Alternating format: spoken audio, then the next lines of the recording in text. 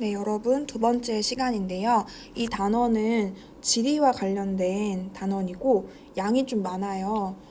그런데 뭐 꼬아서 내기보다는 그 개념들을 그냥 확실하게만 알면 이렇게 어려운 부분은 아닙니다. 그래서 키워드들을 잘 정리만 해두시면 좋을 것 같아요.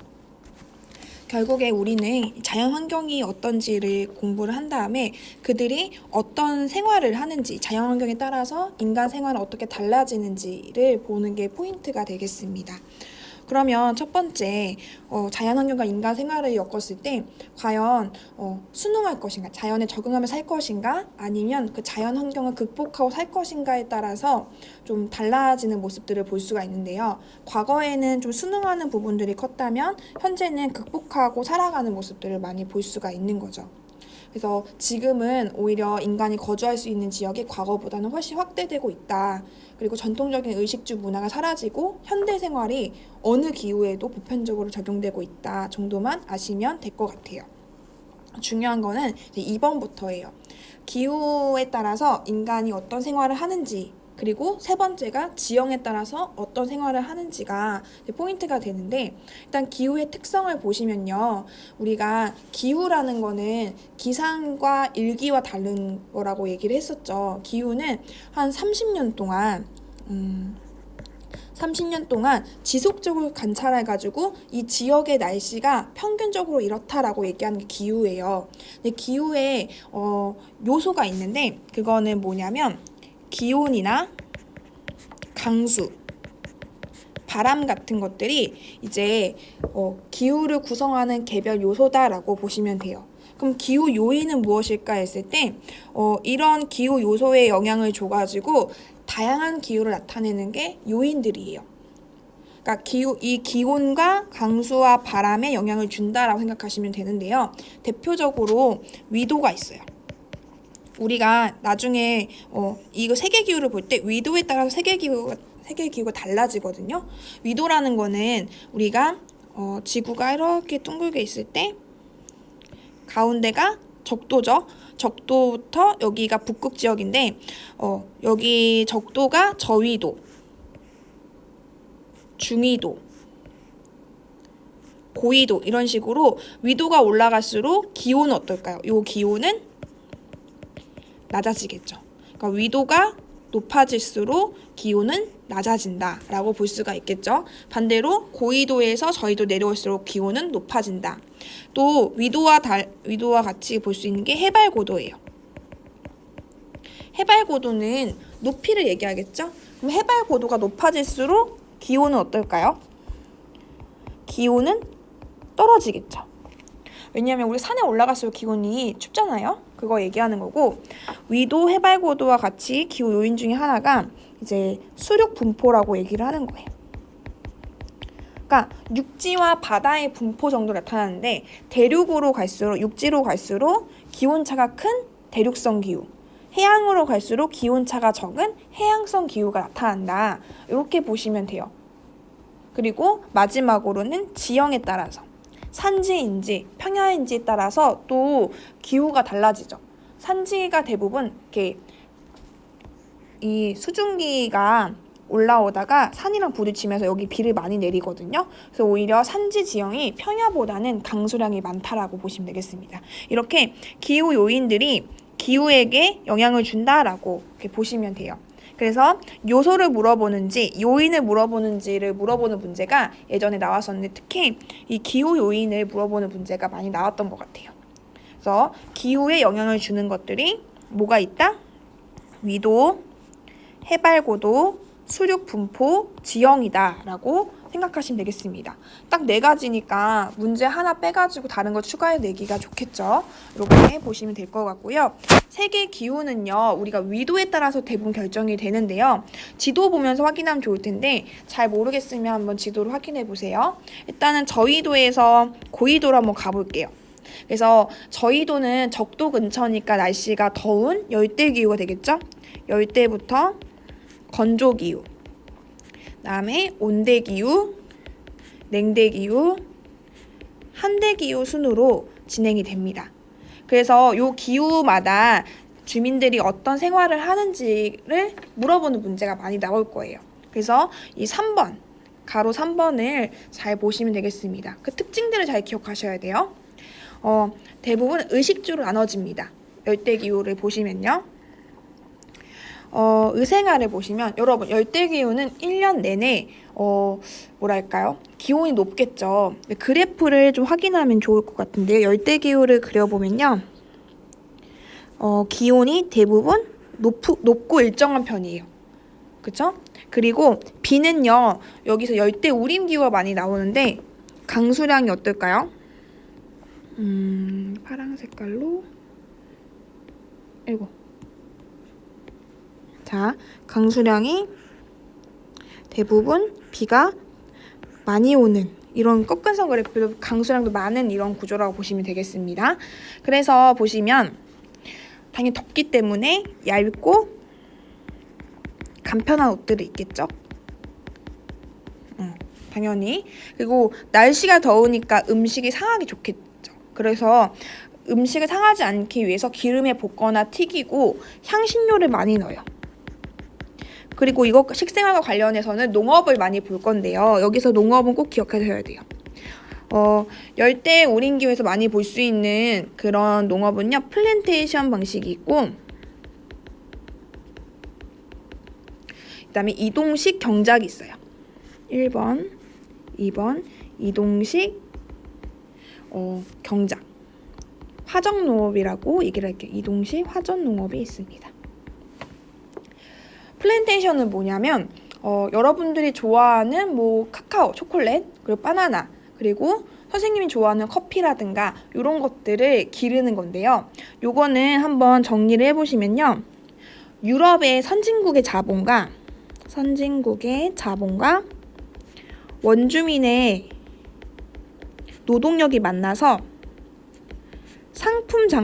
상품이라는 건 식량 작물이 아니에요. 뭐 쌀, 밀가루, 막 옥수수 이런 게 아니라 상품 작물은 기호식품을 얘기하는 거예요. 아까 말한 것처럼 커피, 카카오, 바나나, 사탕수수 같은 것들이에요. 요것을 이게 농장을 만들어가지고 키우는 게 플랜테이션 농업이에요. 그래서 요 설명 나오면 플랜테이션이구나 라고 생각하시면 되겠습니다. 이동식 경작은 뭐냐면요. 여기가 비가 많이 오기 때문에 빗물이 대부분 이게 땅 안에 있는 영양소를 다 이렇게 흘러보내요. 그래서 땅 자체가 비옥하지가 않거든요. 그래가지고 이제 숲에서 불을 질러가지고 불을 질러서 밭을 일군다는 얘기인 거예요. 그래서 그 나무재로 땅을 비옥하게 만든 다음에 거기다 이렇게 경작을 하는 거죠. 그리고 나서 거기가 이제 한번 이제 농사를 지으면 그 재들의 영양분이 끝이 나겠죠? 그러면 또 이동을 하는 거예요. 옆에로 가서 또 화전을 한 다음에 또 거기서 기르고 거기가 끝나면 또 옆으로 이동하고 이래서 이동식 경작이 이루어집니다. 이거는 비가 많이 오기 때문에 땅이 비옥하지 않아서 그렇다라고 보시면 돼요. 그래서 열대기후의 농업은 어떤 게 있다? 플랜테이션과 이동식 경작이 있다라고 보시면 되겠습니다. 여기는 이제 주생활도 중요합니다. 주생활을 보시면요. 비가 많이 온다고 했죠. 덥다고 얘기했어요. 그래서 일단은 경사가 있는, 왜냐면 지금 비가 이렇게 왔을 때 우리가 그때 김포에서 천막 쳤을 때 기억나실 거예요. 이게 지붕이 평평하잖아요. 그럼 물이 계속 이렇게 고여요. 그래서 무너지는 게 생기죠. 그래서 비가 이렇게 흘러갈 수 있게 삼각형, 경사가 급한 지붕을 하고요. 날씨가 더우니까 개방형, 여기 창문이 큰 개방형 집을 지어요. 그리고 날씨가 덥고 병충해가 많기 때문에 고상가옥, 수상가옥들을 많이 이제 짓게 되는 거예요. 그래서 특징 하나, 개방식, 창문이 큰 개방식 가옥 구조. 두 번째, 강수량이 많아서 경사가 급한 지붕. 마지막, 그 열기와 해충을 피하기 위한 고상가옥. 이렇게 세 가지 특징만 기억하시면 열대기후구나 생각하시면 되겠습니다. 건조기후는요, 바로 열대기후 바로 위에가 남해기선, 북해기선이 있어요. 한번 좀 그림을 그려보면요. 열대기후가 이제 기온이 뜨겁다 보니까 이제 기압이 낮아져가지고 가벼워지겠죠? 그래서 상승해가서 수증기가 많이 생기는 거예요. 주로 여기 열대기후에서 볼 수 있는 그 강수의 특징은 스콜이에요. 이거는 대류성 강수라고도 하거든요.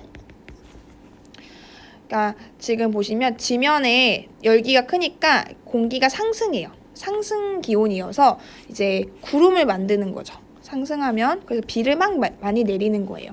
그래서 열대기후가 비가 많이 오는 이유가 여기 있습니다. 그러면 옆에 지구를 이렇게 했을 때 적도가 비가 많이 오잖아요. 그러면 이렇게 상승기류 해가지고 여기 구름을 막 만들어 비를 막 내리면 요 밑에는 하강기류가 되겠죠. 그래서 여기다 이쪽 지역을 그 북이 20도, 남이 20도 부근 지역을 우리가 회기선이라고 얘기합니다. 북회기선, 남해기선. 여기는 비가 안 오는 건조기후가 나타나는 거예요. 이렇게 보이시나요? 그리고 건조기후는 이것만으로가 있는 게 아니라 그래서 건조기가 발생하는 지역은 이제 회기선 부근 기압이 낮아져가지고 생기는 그런 부분이고, 그다음에 두 번째는 한류가 흐르는 바다에서 차가운 게 수온이 차가울 때는 공기가 상승할 수가 없겠죠. 그럼 구름을 만들지 못하기 때문에 비가 못 오는 거, 비가 안 내리는 거예요.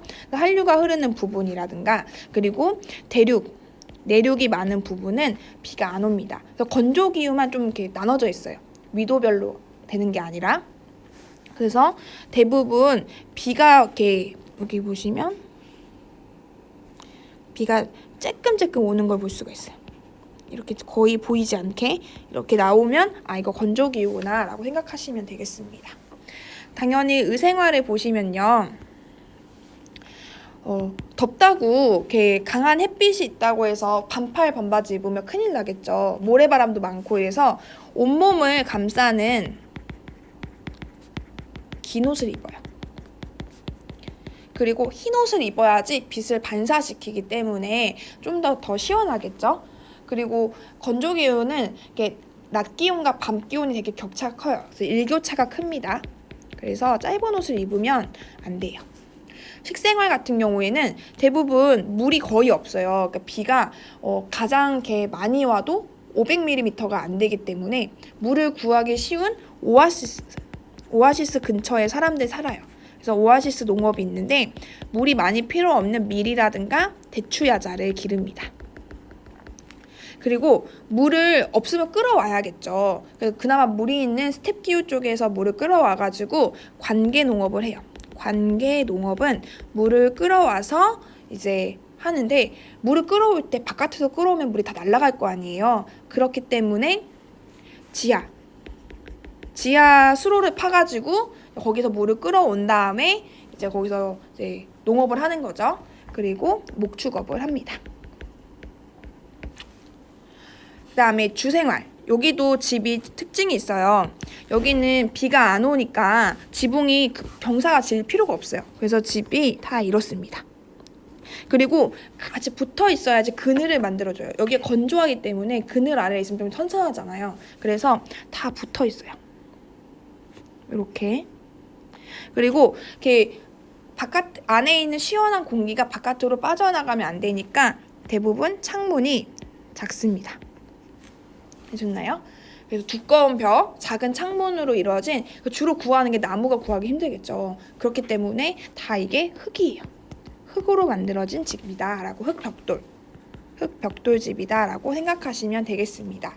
그리고 이거는 완전 건조기후 중에서 이제 사막기후 지형의 어떤 집이고요.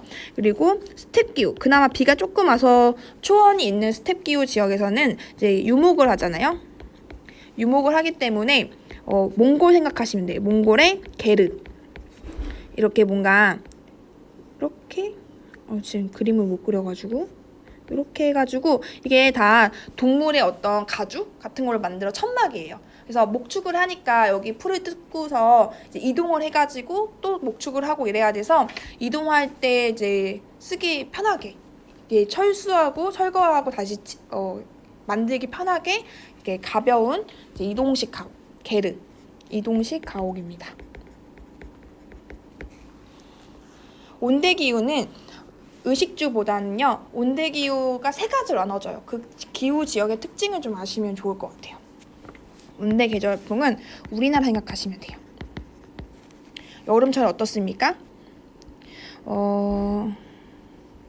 그림을 잘 못 그리는데, 우리나라는요, 계절풍이 그러니까 더 강하게 불어요. 원래 이 온대 기후의 그 위도, 중위도 지역은 편서풍이 부르거든요. 그런데 이제 이렇게 편서풍은 서쪽으로부터 바람이 불어온다는 뜻인데, 딱 우리나라는 대륙성 기후이기 때문에 계절풍의 영향이 더 크다라고 보시면 됩니다. 그래서 겨울에는요, 시베리아 기단에서 바람이 불고요. 그 다음에 여름에는 북태평양 기단에서 바람이 불기 때문에 그래서 육지에서 바람이 불고 저기 고緯도에서 바람이 부니까 한랭 건조한 거예요. 겨울에는. 그리고 여름에는 바다에서 저희도 지역에서 바람이 이렇게 불어오는 거잖아요. 그래서 그 고온 다습. 우리는 계절마다 다른 바람이 분다.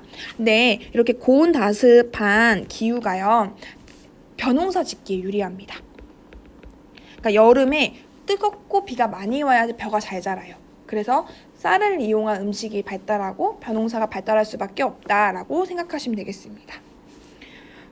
그리고 여기 좀 지울게요. 서한 해양성은 영국 생각하시면 편합니다. 영국 런던. 여기는 여기가 영국이라고 해봅시다. 선생님 그림을 잘 못 그리니까. 그럼 여기에 바다가 여기가 대서양이에요. 그 대서양에서 편서풍이 부니까 바람이 이렇게 부죠. 그래서 해양성 기후를 가져요. 우리가 대륙 동안이거든요. 유라시아 대륙 동안이면 영국은요, 유라시아 대륙 서안에 있겠죠. 그래가지고 그 서안에 있는 해양성 기후다라고 얘기를 해요. 그러니까 해양성 기후는요, 그 온도의 비열차가 작기 때문에 연중, 온난, 습윤합니다. 그러니까 따뜻하면서 계속 바닷바람이 부는 거예요. 해양성 기후가 있기 때문에 습합니다. 비가 자주 내려요. 그래서 그래프를 그려보면요, 우리나라는 여름에 덥고 겨울에 추운 구조잖아요. 그쵸? 온도가. 그리고 이렇게 하면 되겠다. 강수량이 이렇게 겨울에 비가 적게 오고 여름에 비가 많이 오는 구조란 말이에요. 근데 서한해양성 같은 경우는요, 기온차가 크지 않아요. 우리나라보다 이렇게 기온차가 크지 않고 조금 이렇게 좀 완만한 편입니다. 그리고 비가요, 어떻게 오냐면 계속 고르게 와요. 연중. 요런 느낌이면 됩니다. 그럼 지중해성 기후는 뭐냐면요, 여름철이 고온 건조해요. 여기는 그리스 생각하시면 됩니다. 여름철이 고온 건조하다. 그래서 비가 안 오면요, 쌀농사 짓기는 어렵겠죠. 여름에 비가 많이 와야 되는데 그 대신에 어떤 게 발달하냐면요, 수목 농업이 발달해요. 그러니까 열매를 내는 농업이 발달한다는 거예요. 그래서 포도나 올리브나 레몬 같은 거가 발달을 합니다. 그리고 햇빛이 강하겠죠. 고온 건조니까. 그래서 창문을 작게 만들고 외벽을 하얗게 해가지고 빛을 반사시켜요. 이게 그리스의 산토리니의 모습을 생각하시면 되겠습니다. 그리고 겨울철에는 온난하고 좀 습한 느낌이기 때문에 밀을 재배하기가 좋아요. 그래서 여기를 그래프를 그려보면 여름에 찰가 공기가 좀 높겠죠? 그 비가 어떻게 오냐면요, 막 비가 오다가 여름에 거의 안 와. 이빨 빠진 것처럼 이런 식이에요. 그래서 우리가 그래프 보고도 이게 온대 계절풍인지 서한 해양성인지 지중해성인지를 아셔야 된다라는 거죠. 이런 특징들이 선생님이 정말 가볍게 얘기를 하는 거여가지고 여러분들이 좀 잘 보시면 좋을 것 같아요. 모르겠으면 좀 자세히 찾아보고 그랬으면 좋겠고, 그 쌀을요, 밀하고 좀 구분하시면 좋을 것 같아요. 이게 좀 추가적으로 나올 수 있는 게, 쌀과 밀을 A로 B로 두고서 얘네들의 이동 경로를 볼 거예요. 그러면 아시아에서 나가지고 아시아에서 소비를 한다, 화살표가. 그러면 얘는 쌀이구나. 근데 미국이라든가 호주라든가 이런 데서 많이 나가지고 전 세계를 돌잖아요, 화살표가. 그럼 얘는 밀이구나 생각하시면 되겠습니다. 쌀과 밀의 어떤 재배지와 이동지도 잘 기억해 두시면 좋을 것 같아요. 자, 그 다음에 냉대기후. 냉대기후는요, 우리가 적도를 기준으로 북반구와 남반구로 나눠지죠. 그랬을 때 냉대기후는 북반구에서 나타납니다. 왜 남반구에 나타나지 않는가? 이게 적도를 기준으로 접어가지고 이렇게 위도별 차근차근 나타나는데 딱 냉대기후가 나오는 그 자리가 다 바다예요. 그 남반구는요. 그래서 냉대기후는 북반구에서만 난다라고 보시면 되겠습니다. 아이고, 또 종이 졌네.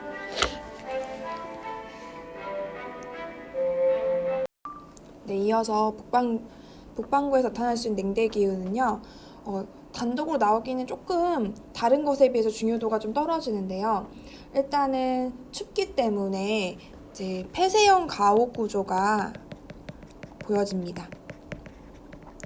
그리고 주로 구할 수 있는 게 침엽수림이 많이 보이거든요. 여기서는 침엽수림을 이용한 통나무집을 많이 볼 수가 있습니다. 이 정도만 알아두시면 될 것 같아요.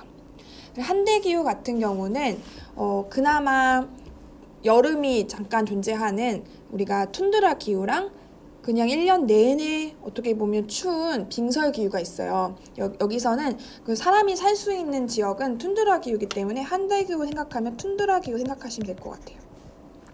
당연히 춥기 때문에 동물의 어떤 털과 가죽으로 된 옷을 입겠죠. 두꺼운 옷을 입을 거예요.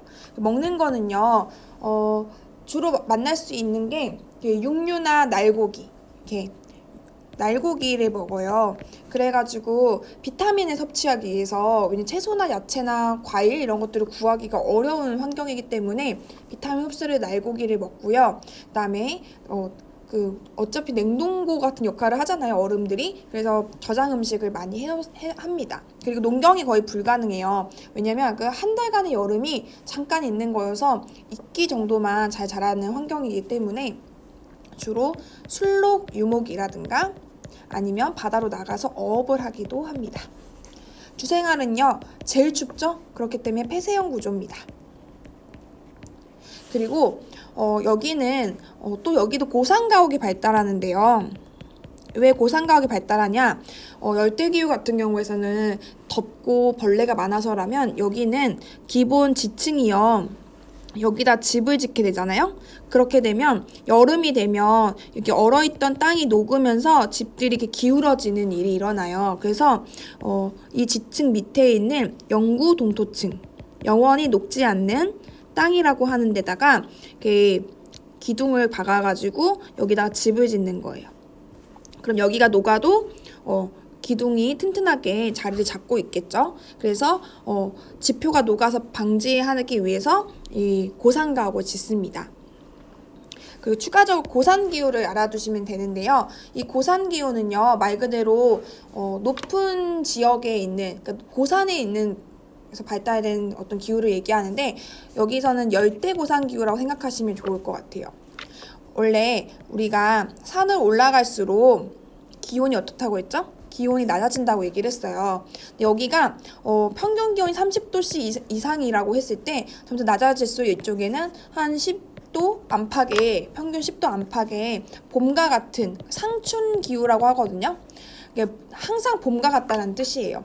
그래서 늘 봄과 같은 날씨이기 때문에 사람들 사이 좋겠죠. 그래서 고산 도시가 발달했다라고 보시면 되겠습니다. 그래서 대표적인 고산 도시가 페루 지역이에요. 그 남미 쪽에 마추픽추가 있었던 이 지역이 고산 도시, 고산 문명이 발달한 지역이다라고 보시면 되겠습니다.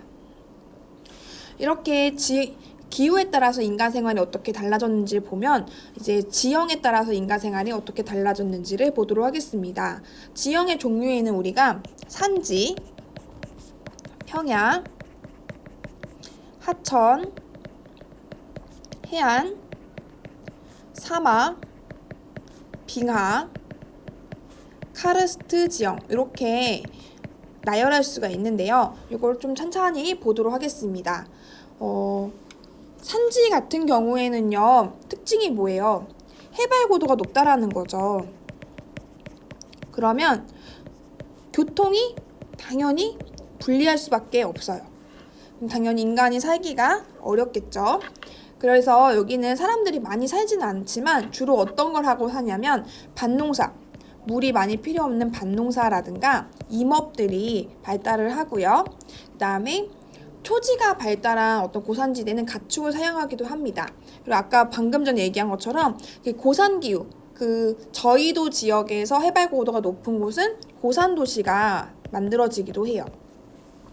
오늘날에는 주로 어떻게 이용되냐 했을 때 지하자원이 많으면 광업이 발달을 하고요.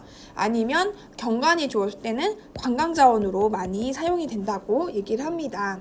그리고 오히려 산지에서 수력발전소가 만들어질 수가 있는 게 수력발전소는요. 물이 떨어지는 힘을 받아가지고 에너지를 만들기 때문에 이제 이런 급한 경사, 우리나라는 지금 동고서자잖아요. 이런 구조잖아요. 여기다가 발전소를 세우면 이 물이 떨어질 때 힘으로 전기를 만든다라고 보시면 되겠습니다. 네, 이 정도만 알아두시면 되고, 평야는요, 당연히 인간이 거주하기 유리한 지역이에요. 인간 거주에 유리하다. 왜? 농사를 지을 수 있기 때문에 그런 거겠죠. 그래서 전통적으로는 벼농사, 밀농사 등이 많이 발달을 하게 됩니다. 그래가지고 사람들이 특히 하천 지역에 있는 평야지대에 사람들이 많이 살게 되고, 요즘에는 여기가 교통도 좋기 때문에 인구가 가장 많이 사는 지역 중에 하나입니다. 그리고 산업도시라든가 어떤 산업단지라든가 도시가 발달했다라고 볼 수가 있습니다. 해안 지역은 당연히 교통이 육지와 이제 바다가 만난 지점이기 때문에 교통이 발달할 수밖에 없어요. 그래서 이것도 인간 거주에 유리하다 볼 수가 있고요. 전통적으로는 어업을 하겠죠. 그리고 조차가 크거나 이제 수심이 얕은 곳에는 갯벌로 인해서 양식업이 발달할 수 있어요. 그렇게 보시면 되고, 오늘날에는요, 조차라는 게 밀물과 썰물의 차이잖아요. 그걸 가지고 조력 발전을 만들 수 있습니다. 전기를 만든다는 거죠. 그리고 해수욕장 같은 경우는 갯벌이라든가 관광 산업을 할 수가 있어요. 그리고 항구 근처에는 산업단지, 우리가 수출을 중심으로 하기 때문에 산업단지가 조성이 된다라고 보시면 되겠습니다. 화산 지형은요, 계속해서 밑에 이제 지형이 운동을 하고 있는 거잖아요. 움직이고 있는 거잖아요. 그래서 여기는 지열 발전소가 들어설 수 있어요. 아니면 땅의 안에 있는 그 열기로 이렇게 지열 발전이나 온천이 발달해서 관광지로 사용될 수도 있습니다. 이 정도만 보시면 되고요. 카르스트 지역은요, 석회암지대로 이루어진 지대예요. 이게 빗물의 성분과 만나가지고 되게 다양한 모양으로 이렇게 용식된다고 하고 녹는다고 얘기를 하는데요. 그래가지고 이 카르스트 지형은 어떻게 이용되는가 했을 때 대부분 관광지로 이용이 됩니다. 베트남의 하롱베이가 대표적인데 카르스트 지형은 그 모양이 되게 신기하게 생겨가지고 관광지로 많이 이용이 되고 있다라고 생각하시면 되겠습니다. 우리가 기후와 지형에 따라서 인간들이 어떻게 생활하는지를 특징들을 봤는데요. 그럼 인간의 삶과 자연재해는 어떤가 요거를 보도록 하겠습니다.